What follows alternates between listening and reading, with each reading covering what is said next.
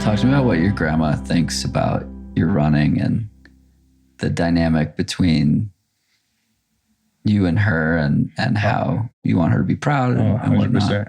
At first, it was something she didn't understand. My grandma always just wanted me to be happy. So if she sees me happy, she's happy. But to even add basketball to that, she was never happy because I went through so much with it, and I always would come home frustrated. But she's seen a side of it.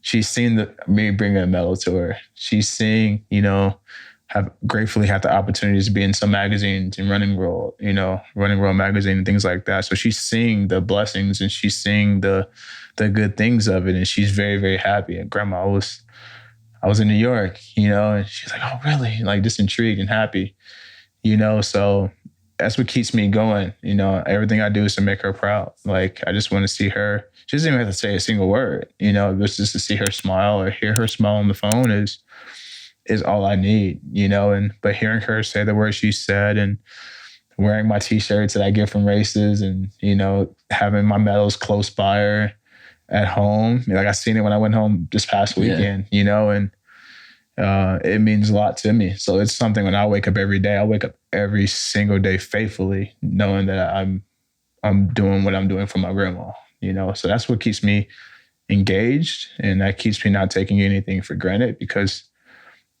me being here is mind-blowing.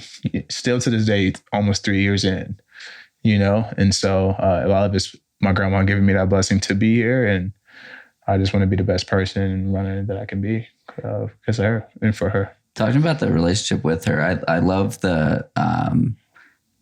I knew all four of my grandparents. I'm incredibly lucky to have that. 3 of them are still alive. 2 of them are doing pretty well. Yeah. And I have friends who have never met their grandparents. Absolutely. Yeah. And don't know what it's like to have a grandparent. And the bond is unlike anything else. Oh, wow. The bond's different for me personally is because I didn't have my mom growing up. I didn't have a dad growing up. So my grandma's kind of like, you have a test, A, B, C, D, and you have D's, all the above. That's my grandma. She was my mom, my grandma, my dad. And so our bond's a little bit different, Knew my mom, but my mom moved away when I was young. And so I used to sleep in the bed with my grandma at a young age. And so we always had those late conversations. And so as a kid, she's my superhero, still is and forever is. So that bond is pretty tight. That's my G, my backbone. Those are 2 things I call her all the time, and I never call her grandma. I always call her G, my backbone, and that's who she is to me. And she's my world.